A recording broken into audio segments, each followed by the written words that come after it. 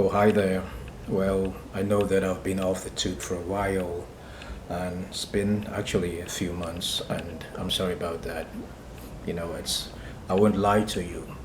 Posting stuff on the tube, on YouTube, takes a lot of work, a lot of time, and effort. So if you do a regular job like I do, that can be challenging sometimes, and that's what happened. Sometimes other things get in the way, and you just cannot help it.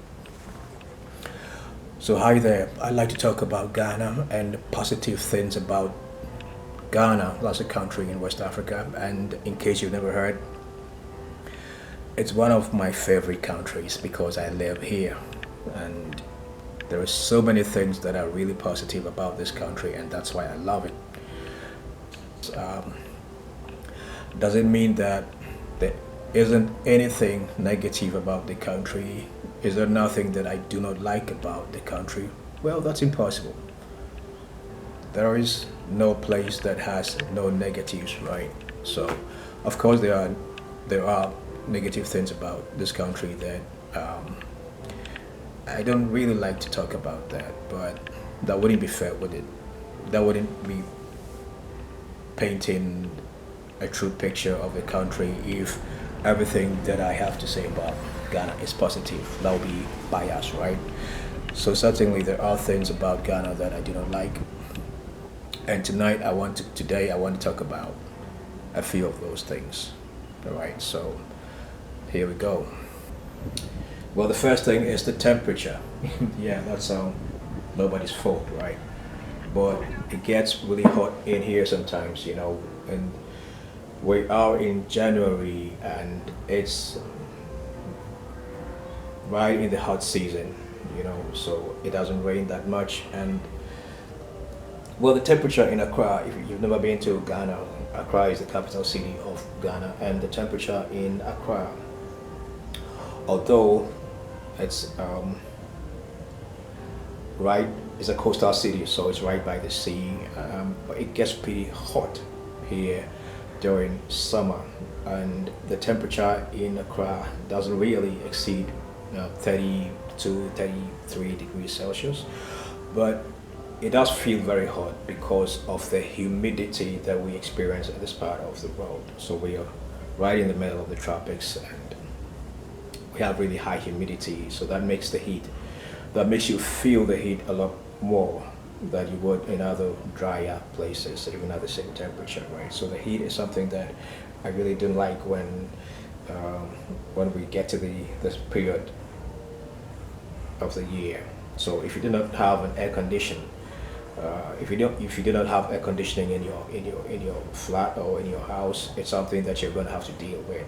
Okay, and the other thing connected to the heat is that we do not have proper heat shelters in this country. Other places that have tend to have a high temperature during the summers also have places that people can seek shelter from the heat.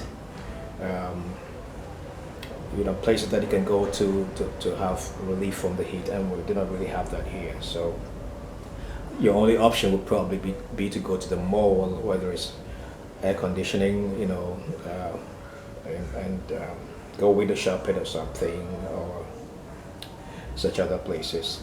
The other thing that I do not really like about this country is that even in the capital city and in many other cities as well, you would find that in many residential areas, you would still find dusty roads, and that's one thing that I really think we should have been able to solve by now, because dust itself has so many health risk factors in there, and it doesn't really help that you have dusty roads right on the countryside. That would be probably not too bad, but right in the middle of people's residences, when you have dusty roads with cars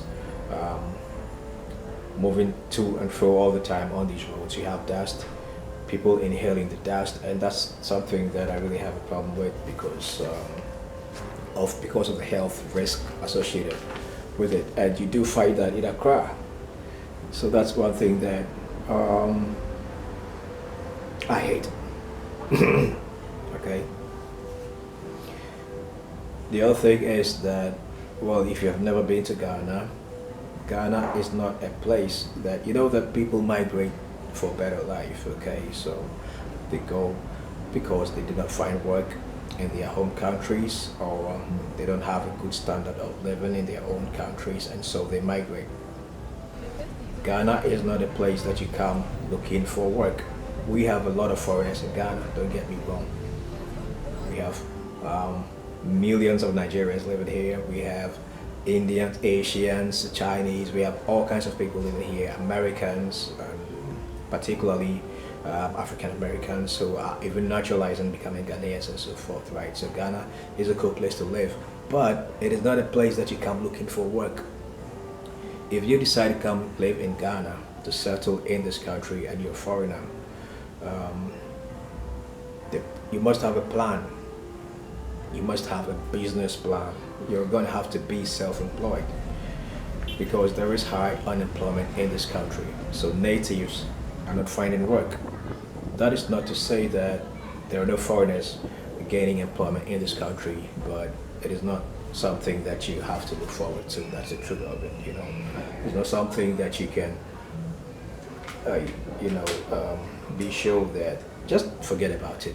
If you're coming to live in this country and you're a foreigner intending to settle in this country, mind you, you're gonna have to be self-employed, build your own business, and that's how you're gonna find your living. Okay, you're not gonna go about looking for work, and that's not gonna happen for most people. Okay, so when I say that there are millions of Nigerians living here, it's the truth, but most of them are self-employed. Okay, except probably very few. Now the other thing also connected with work in Ghana is, and that's something else that I do not like, but that's the reality. Ghanaians have very low income. Those that find work, on the most part, live on very little. Okay, so it's not uncommon to find people earning about $100, $100 a month in this country, and that's what they live on. Okay, so the currency in this country is the cedi. Cedi, C-E-D-I. That's the Ghanaian cedi. I don't really know why they call it the Ghanaian cedi, because Ghana is the only country that I know of that has the currency called cedi. So most people earn the equivalent of about $100 to about $200 a month. Okay, of course there are people that earn higher salaries. I'm talking about the average salary earners in Ghana, and that's what you live on. So imagine living a whole month on $100, 100 USD. Imagine that you have a family to take care of, a flat to rent, and so on. So that's the other thing about Ghana. Okay, I believe that's part of the reason why you have people that come in to migrate to Ghana to settle, minding their own business, trying to become self-employed and building their own business, because it's not really worth it spending time to find work months on end and then getting to earn about $100 or $200 a month. But that's what people live on. So the average Ghanaian has very low purchasing power. It is probably the reason why you have many people in Africa trying to migrate, because this is not something peculiar to only Ghana. Okay, and that's one thing that I wish would improve. So that's one thing that I really don't like about Ghana. Otherwise, but Ghana is a good place to be, but it's just that if you're coming in here with your family, that's one thing to think about, because if you have kids and they're going to grow up in this country, this is the reality. Okay, but there are other options, of course. Like I said, you can be self-employed, and people are really making it that way too. The next thing that I don't really like about this country is let me say that the management of the city. The trash. Let me go straight to the point. Trash is a problem in some cities in Ghana, or in some localities in the country. Trash management. So it's not really it, it wouldn't be a surprise to somebody like me who has lived here for years to find that you get to, you know, a street corner and then you find trash somewhere that has not been picked up and so on, and you find certain places dirty, that you know, residential areas or certain commercial areas, you find plastics on the roads, stuff like that. So trash management in the city, not only in Accra but in other cities as well, can be a problem. And that is one thing that I really dislike, because, you know, when people live in an environment that is dirty, it actually affects their psyche. It affects their mental health as well.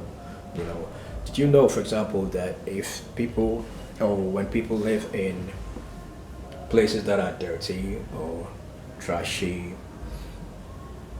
they have low self-esteem? Did you know that? You know, and it has been scientifically proven that people that live in, you know, like dirty environments are not very creative, you know, and they have low self-esteem and all that. So these are things that have been scientifically proven, all right? And you would think that city authorities would be mindful of that, seeing as the human resource of any country is the most, or is supposed to be the most valuable resource, so you seek to protect that. In this country, one thing that I can say, and that I really dislike, is that sometimes you begin to feel as if the human resource is not well valued, because it becomes, and it shouldn't be normal, but it becomes normal to find in certain places in the cities, like in the what you call it, in the ghettos or whatever they call it, like, you know, you have people that live in very unhygienic conditions, and it becomes normal. It is not an emergency. It's not something that you feel bothers city authorities, like it's something that, so that's it, so nobody cares about. And that is one thing that happens all over, I suppose, the continent of Africa, or in many places and countries in Africa. And Ghana is no exception to that. People that live in really filthy or trashy, dirty environments build up resentment. They feel isolated, uncared for, and that also builds anger and depression, and all of this also, again, has been scientifically proven. So this is something that concerns the management of the cities and the city councils or authorities. This is something that you would think would be a priority, but you go to them, they also have their story to say. You know, everybody has a story, an excuse, so you don't know what the problem is, but that's the reality. That's something that I know, you know, exists here in Ghana or in other places as well, and that I really dislike. Okay, I do not normally like to talk about the negatives so much, but like I said, you cannot talk always about the positives and leave out the negatives, because that would not be representing the truth. That would be like being biased. So, you know, that's the truth. And I just wanted to say a few of these things and point them out. So that's it. Okay. Now let me just say this. You know, with regard to what I just said, that I am still hopeful that things will get better, because, well, it is my expectation things do get better, you know, and, you know, with time. But I think that what I would like to say to that is that, you know, failure requires no effort. If you want to fail, you don't have to do anything, you know. All you're required to do is to do nothing, and then failure is assured. Success, on the other hand, requires effort, work, hard work, and planning, you know. So when things are failing, it means that there is not sufficient effort or concern. And that is why I like to talk about this, the negatives in the society in which I live. And But I'm still hopeful that things will get better, and all the negatives that I can see and I am describing will surely be overcome when there is the determined effort to make it happen.